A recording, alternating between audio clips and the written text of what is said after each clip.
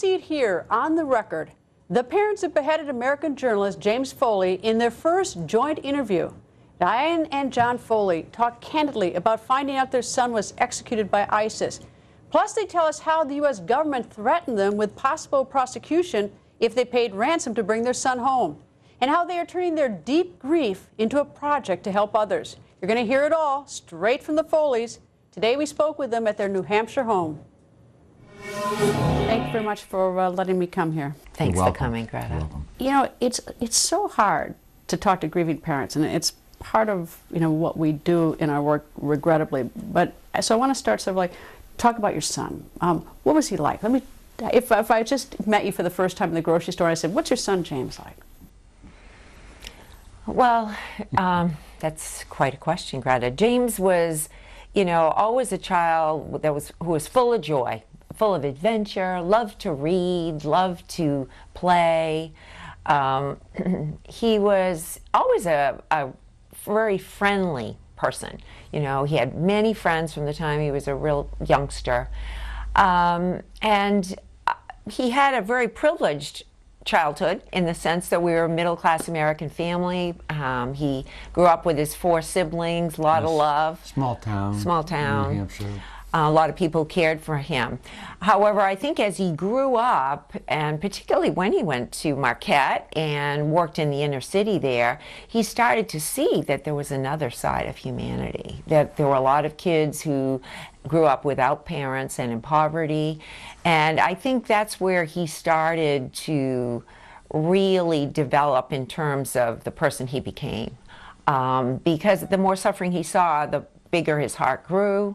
And he became really compelled to make a difference, whether it was in Teach for America or later when he chose to become a journalist. So he was the only person in the world who could get a parking ticket with a scooter.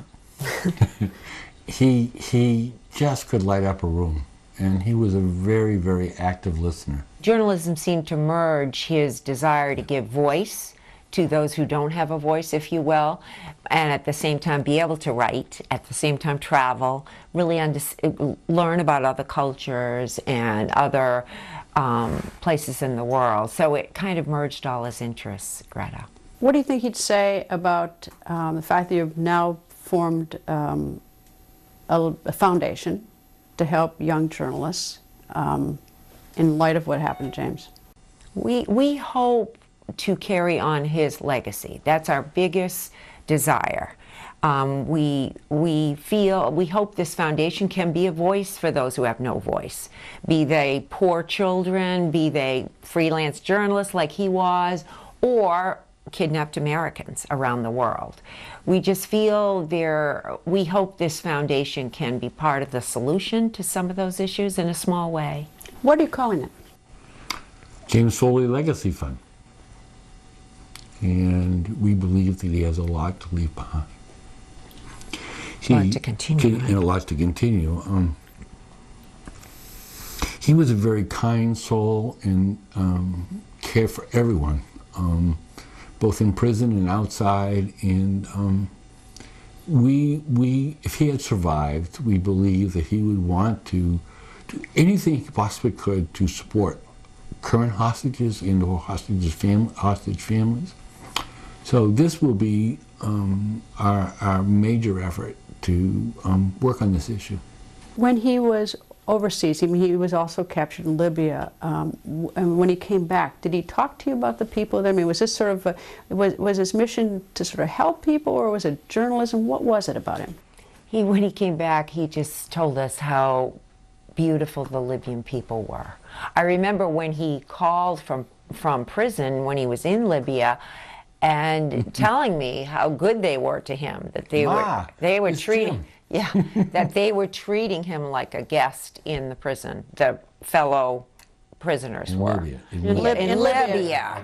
This is Libya. They were political prisoners mostly, whom he was in prison with at that point. So Jim, and even in Syria, I think he was compelled to be there and see what was happening, give voice to the people struggling for freedom, you know, give voice to the civilians who were in the middle of all the And he war. loved the Syrian people. He really loved them. He really did. They fed him, they housed him. Exactly.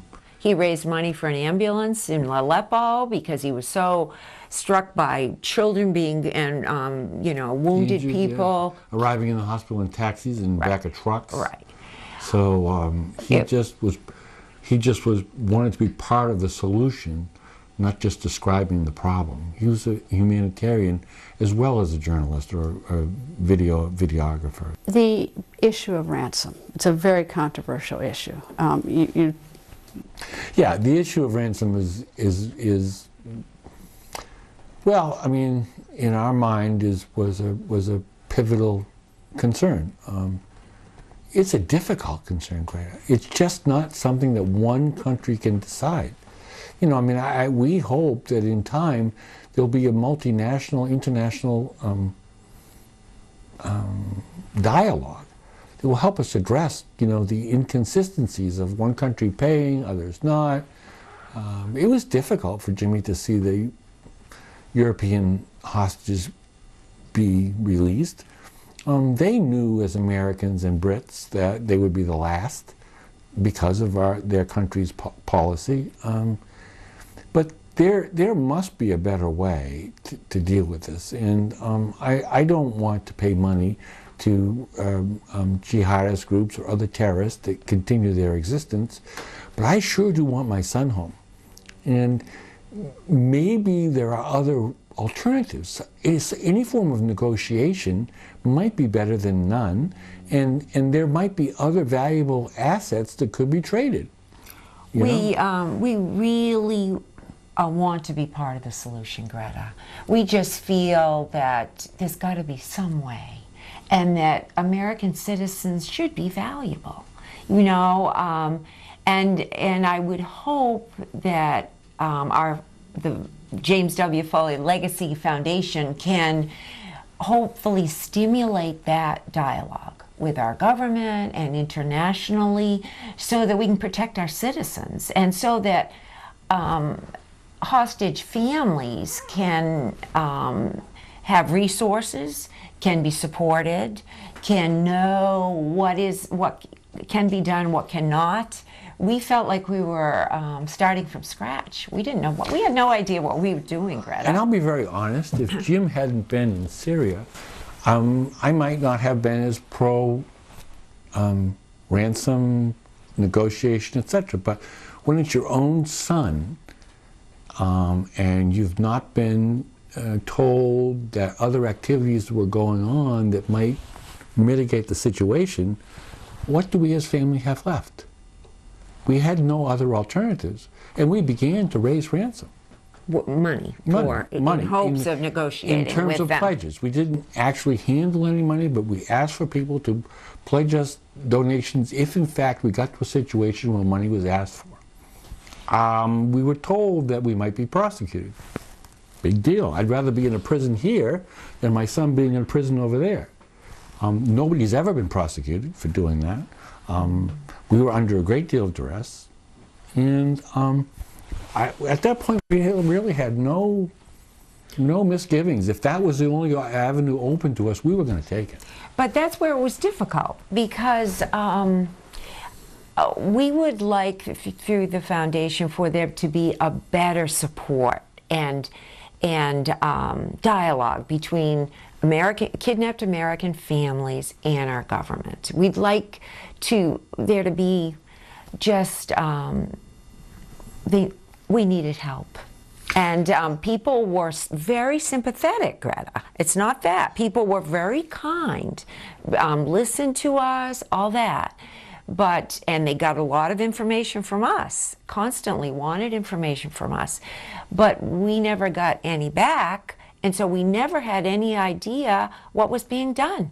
We were told they couldn't do prisoner exchange. We were told very clearly we could not raise ransom, that we would go to jail, we would be prosecuted. And that they would not negotiate with other countries, which right. in a sense was, if we can't do it, if we won't do it, if it's illegal for us to do it for you, we won't change the policy. I mean, with other countries. I don't want to say that we weren't being helped or that our services... Because we were. We were. Supported. But we had no understanding of what level. So one of the things that was missing was a trust in the FBI and State Department with us as hostage families. All I guess we were looking for was just some indication other than we can't tell you what was going on. I don't think that Diane and I would be great leaks. I mean, our goal was to bring our son home, not to make it more difficult for others or ourselves. I mean, I just think we needed a little more information and a little more trust. We felt like outsiders asking favors, and I believe in my heart that the government was doing the best they could, the best they usually do. Well, they thought they were. And I guess that's the thing that concerns me, is I hope they're willing to listen to what the experience was like for a family. And I realized Jim wasn't an important American. He was just, to me, he was the best of America, but he was not, you know, a celebrity. He did not work for any of the big networks. So he, you know, and I understand that, but I would hope that all Americans, particularly Americans of courage and compassion, the best of who we are as Americans, would be of value, in the sense that I hope our government will work with us so that we going forward. That's our hope, Greta. We don't want any American family to go through what the Sotloffs and we have. And you know, there's still hostages there. We hope that we can begin a dialogue. We want to hopefully bring together other former hostage families to see what they think too. We can't do this alone. We want to be part of the solution. It's not a one-family issue. No. It's not a one-family issue. Could happen to anybody. Could happen to you, Greta, if you went on assignment, you know? It's awful. Well, we're really